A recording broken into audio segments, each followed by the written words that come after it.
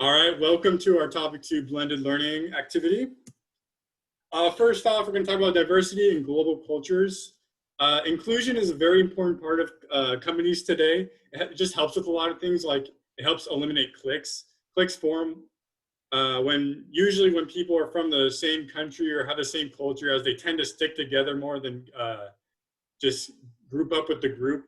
With inclusiveness, this just allows to eliminate those and just create a working environment where you can create relationships, jumping into the second bullet point, where you're just able to form bonds with your team members that you might have not usually been able to.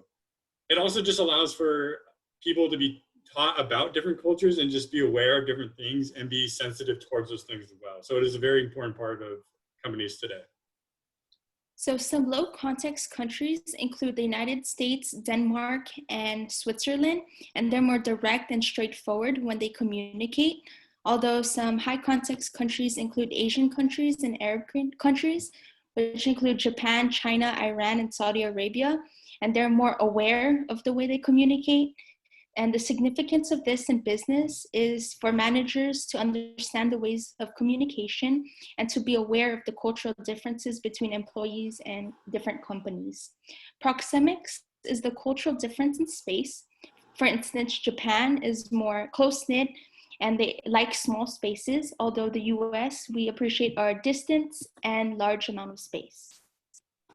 Going on that, the different culture like subsections in the US and Japan, Japan has a higher power distance than the US. There's just different ways that they view their workers, their employees, their managers.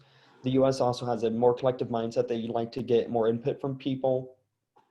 Japan is more masculine. They don't have as many females working higher up in the business, having high profile jobs, positions, or anything like that.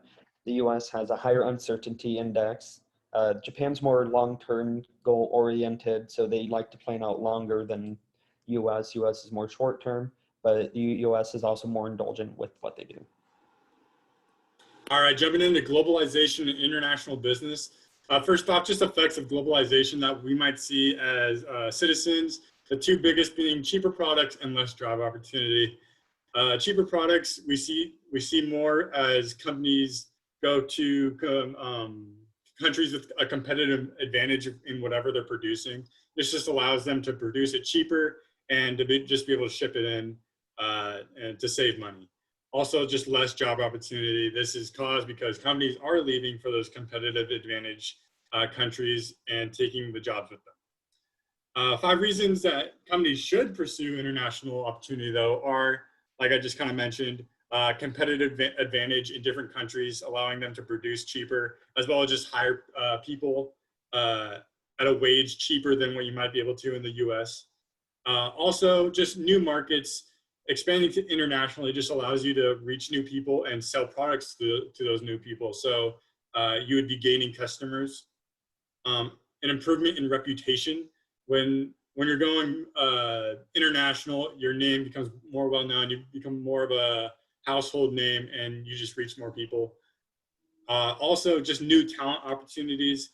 When you expand, you have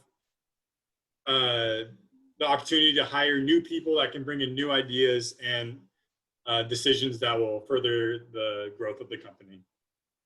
Some of the differences in legal and political environment causes include difficulties obtaining permits in different countries due to government regulations, conflicts handling property rights, such as patents, trademarks, and copyrights, and then the currency exchange differeces.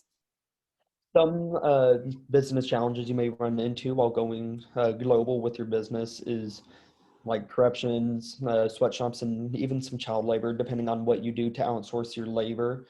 With that, the ethics of your business could get downplayed, and the public view of that could be bad for your business. And then with that, you could also get corruption, which causes internal problems in the company.